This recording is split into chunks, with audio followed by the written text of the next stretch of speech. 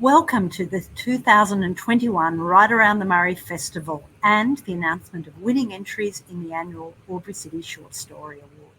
My name is Karina Clement, Team Leader, Albury Libraries and Museum, and on behalf of the WAM team, I'm delighted to introduce this event here at our beautiful Albury Library Museum on Wiradjuri country. I would like to acknowledge the Wiradjuri people as the traditional custodians of the land that I am on today and pay my respects to the elders past, present and future. This is the 17th AlburyCity Short Story Awards, and the awards have been integrated into the Right Around the Murray Festival since its inception in 2007. In that time, we've been impressed, stimulated and moved by the passion, creativity and skills of the competition entrants, and this year is certainly no exception. Our 2021 WAM Festival theme, The Things We Love, reflects personal and societal resilience in times of great uncertainty and crisis, and how important it is to celebrate the act of love that is writing and storytelling. The WAM team and our presenters have certainly shown great resilience to pivot to a pared down but still high quality boutique online festival program. It is pleasing then that we're able to celebrate the contributions of those that have shared their passion for writing and storytelling through the Short Story Awards as an element of this online program.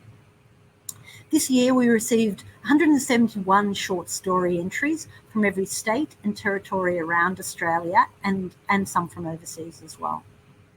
I would like to acknowledge and thank our shortlisting judges, Dorothy Simmons and Kate Rotherham, for their rewarding work in reading through all entries. Congratulations to all entrants and particularly our shortlisted entrants who are listed on our website. Winning entries will be published on the WAM website after the announcement. Our judge this year is Jock Serong. Jock is the author of a range of acclaimed novels, including Quota, which received the Ned Kelly Award for Best First Crime Novel in 2015. He is also the author of The Rules of Backyard Cricket, On the Java Ridge, Preservation, and most recently, The Burning Island. Jock will be discussing this most recent novel as part of the WAM Historical Frictions online panel on this coming Saturday from 3 p.m. to 4 p.m. I'm delighted now to pass to Jock to share his reflections on the shortlisted entries and excitingly announce the winners of the 2021 AlburyCity Short Story Awards. Over to you, Jock. Thanks, Karina. Hello, everyone. My name's Jock Serong, and I'm coming to you from the Western Victorian coast, which is the unceded country of the Gunditjmara and Peak Wurrung peoples. And I'd like to begin by paying my respects to them and their elders. It's a delight to be talking to you about writing competitions and about this particular writing competition. I think the idea of a writing competition is something of a misnomer because you can't line up 10 short stories on a start line and fire a pistol and see which one breasts the tape at the end. I'm often puzzled that the Miles Franklin shortlist or other ones like it are described as this book going to head with that book, or this author trying for her or his second award or whatever it is. They aren't. They're just waiting for an email, really. The trying happened months or maybe even years ago. It was private and it was intense and sometimes boring and demoralising. You're only ever really competing against yourself when you're a writer, trying to catch the dervishes of imagination and pin the little bastards to the page. To say that this is a competition between people or between their stories can never be right. But that's not what's happening anyway. Yes, there's a winner to be announced today, but the more important function of competitions like this one is to provide a focal point to say, okay, let's all give ourselves a reason to have that story dreamed up and finished by a given date.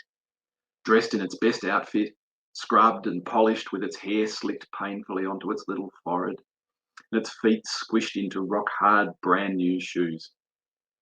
In a world where motivation has turned into a grey-brown sludge and time is running on flat tyres, here's a reason to do something well, for a purpose.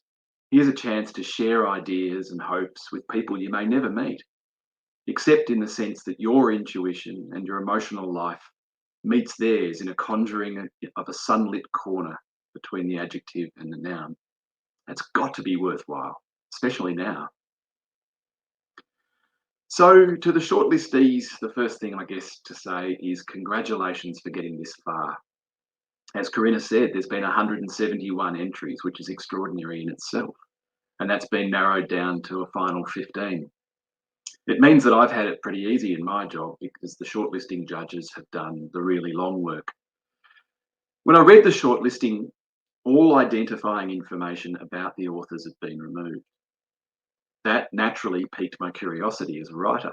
I found myself trying to guess the sort of person who might have written each one, their age, their circumstances, their gender, their experience as writers. So there are the ghosts of speculation dancing around the words themselves. And in the judge's chair, which is also my wearying saddle for novels, feature stories, and shameful excursions into corporate copywriting, I have to put aside all of those writerly intrigues and just concentrate on what's in front of me. Word documents and PDFs with stories on them.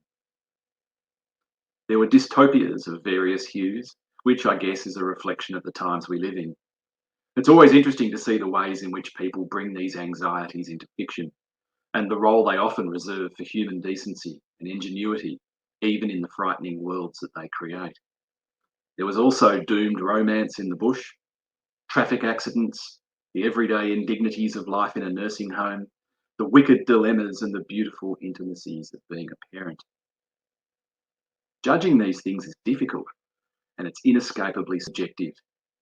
You look for the objective things, structure, grammar, elegant use of language, a compelling topic, but all of the shortlisted entries have mastered these elements. What remains is a vanishingly small difference, and it's very hard to define. I want you to know that I worried a lot about getting this right, and that I admired all of your stories. So I hope you'll go away feeling that you were very much in with a chance, and very close to winning this competition. I hope you feel encouraged, whether that's to write more short stories or to cast the one that you wrote for this event further afield. But down to the business end of things. And in third place, we have Josh Donnellan's Ava. One of those dystopias about how it might feel to be the actor who voiced an internet search and help bot, along the lines of Siri or Alexa, but far more prevalent. Here's just a tiny sample of the story.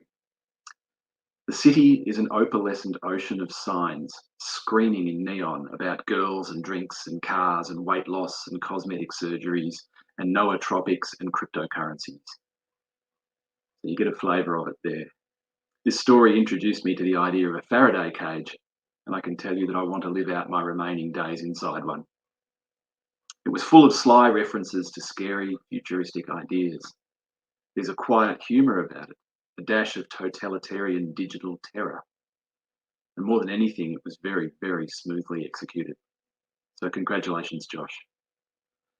In second place, Vivian McJohn's Mikey. This was the first story on my list, and for a long time going down the list, I wasn't sure that it was going to be beaten at all. What I really liked here was its casual realism, the cynicism and the dark humour of the protagonist who is offered a way out of what he sees as the closed circuit of Western Sydney, a scholarship to the University of Sydney Law School. There was a wonderful overlay of this traditional Greek family praying for their talented boy, and the subtext of Mikey having lost his beloved girlfriend to cancer and exploding with rage during a football match. There's a lot going on in this story, and yet it's all held together seamlessly and it's rendered so quietly. It's a really beautiful piece of writing. Congratulations to you, Vivian. And we come to our winner, the winner of the 2021 Right Around the Murray short story competition.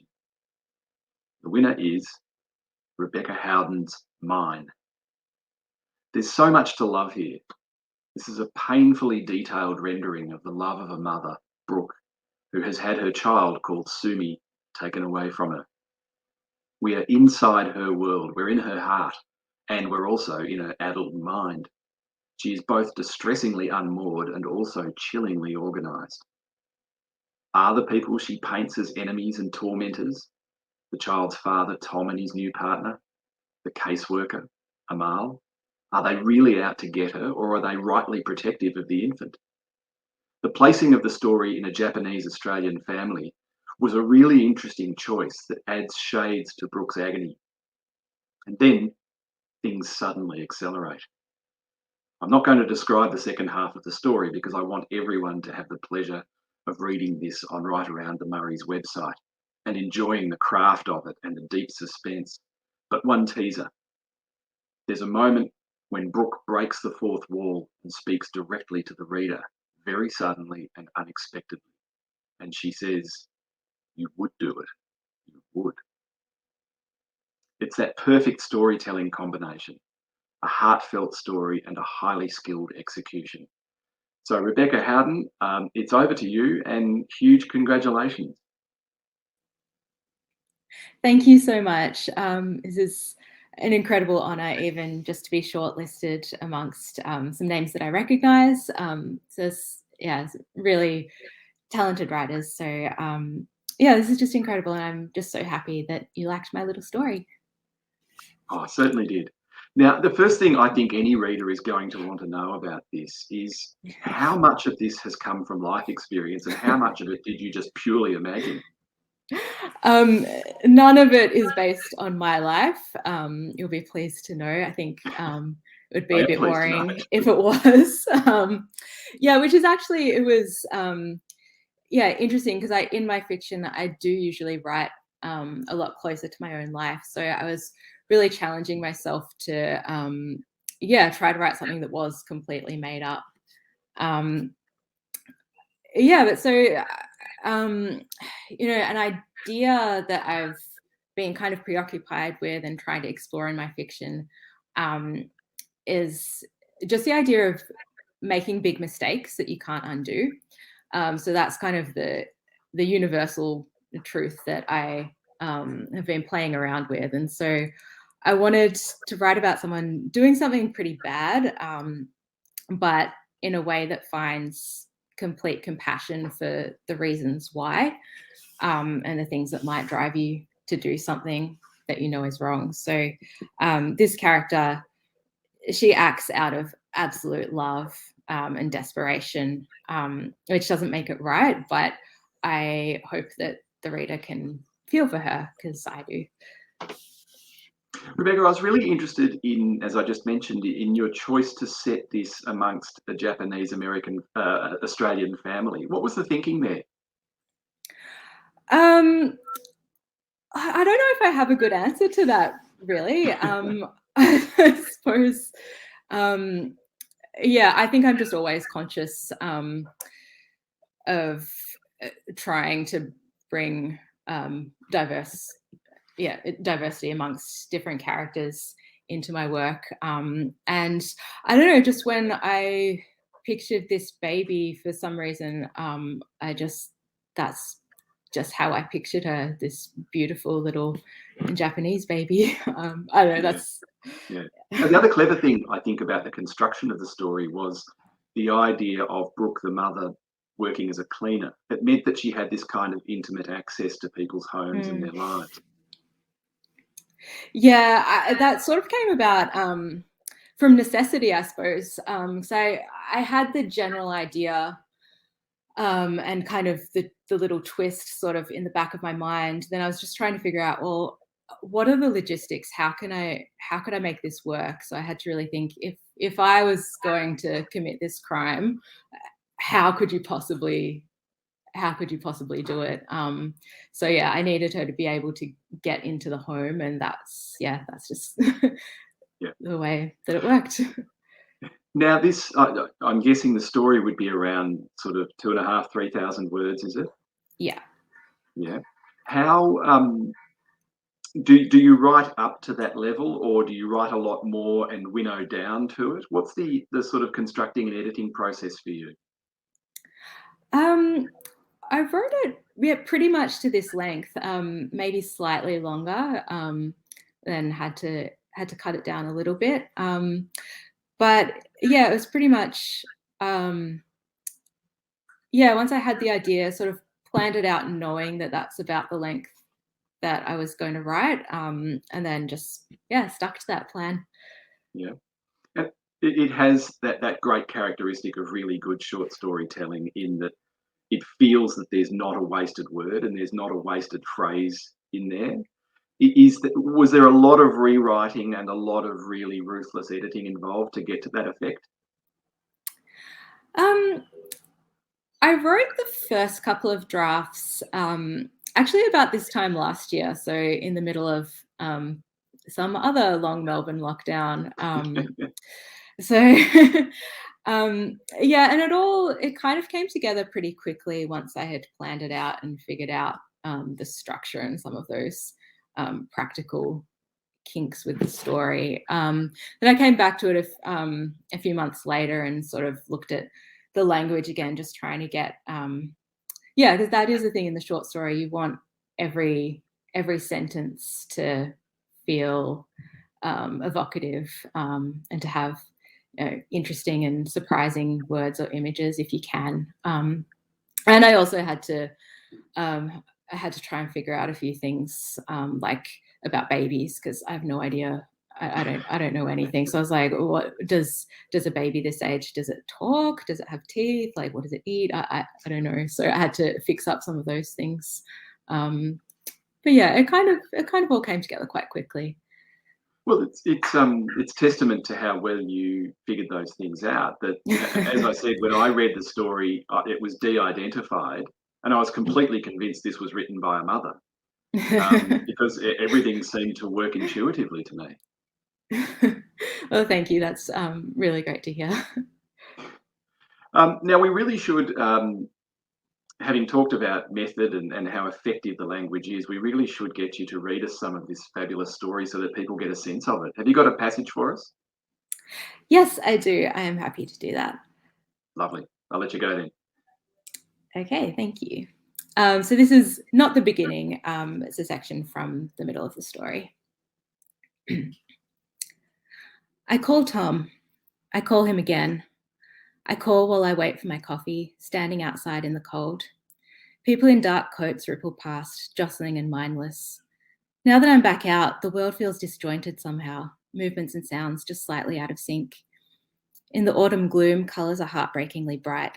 The leaves are cruel bursts of orange. My cobalt coat glows, electric. Tom doesn't answer. His voicemail message sears through me. My coffee is ready. I don't return the barista's smile. I can't. The heat of the cup bleeds through to my fingers, painful and soothing. The house I'm cleaning this morning is blindingly white. I pull on my yellow gloves and I get to work. I'm lucky to have this job, my caseworker Amal tells me. Yeah, well, it passes the time, it slowly fills my bank account. The real blessing is that it's solitary. When the clients are home, I'm invisible to them, just a pale robot scuttling around, working my magic with potions and polishes. And so I'm free to daydream. I lose myself in the soft percussion of sprays and sponges, and I go back to mornings from life before. Tom and I drinking black coffee, Sumi kicking her little legs in her high chair. The games we'd play after Tom left for work, the way her mischievous dark eyes would gleam, her fat cheeks when she smiled, her tiny crescent fingernails, the bursting feeling whenever she looked up at me. That kind of love, I've never experienced anything like it. When Sumi came into my world, I felt the pieces of myself finally fuse together. I was real, vibrant. Until Tom decided I was dangerous. Until he convinced everyone I shouldn't be near her. Later that night, I'm halfway through a bottle of cheap Merlot when he finally picks up. Brooke, he says, you need to stop calling. He's quiet and firm, like a school principal, like he doesn't know the curves of my hip bones, hasn't held my wrists above my head and breathed my name into my neck, like we don't share a blind and passionate devotion to this breathtaking baby girl. Please, I say, I need to see her. He used to like my steely determination, my intensity, he called it, burning like a blue flame. But now I'm relentless, hysterical. The thin walls tremble, bass from my neighbour Chris's living room seeping through. My hands are shaking too around my tumbler of wine. My leg jiggles without me knowing why. An earthquake, I think. an earthquake inside me. You have to let me see her. You know I can't, Tom says. I just can't. The next evening after my cleaning job, I go to the house. I feel dizzy being back here. I know every detail so well. The driveway littered with gum nuts, the white lacework on the veranda, the brass door knocker. I'm a knot of sputtering live wires held together by skin. My blood pulses as the door opens. It's Tom's mum, Misako, regal in a burnt orange cardigan, her hair pulled back in a bun. Her face darkens when she sees me. She steps outside and closes the door behind her. Honey, she says, I know this is hard for you, but you can't be here. You need to leave.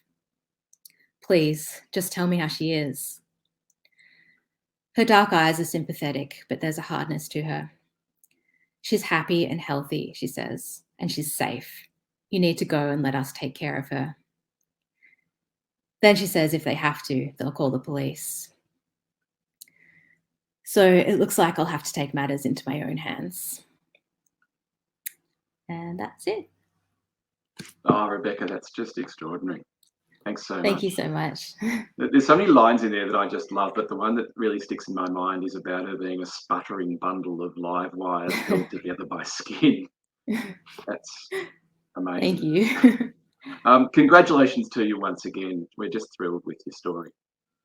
Thank you so much. And so I guess in closing, what I should say to everybody watching is please do read the finalists' stories on the Right Around the Murray website and look out for the names that made the shortlist, because each of these writers and all of them are skilled exponents of the craft. It's been a great pleasure being the judge. I'm more often in the position of being judged, and I think I have a finer appreciation now for just how hard it is. Thank you to our sponsors, AlburyCity. And I hope you'll sink your teeth into the Right Around the Murray live and online program. Just like with our short story writers, there's a very special skill set involved in bringing a hybrid online and live festival to you from a border community in the midst of these ever swirling restrictions. And this festival deserves massive credit for pressing ahead in spite of it all and bringing us some reading and listening pleasure. I hope you enjoy it very much, and thanks very much for watching.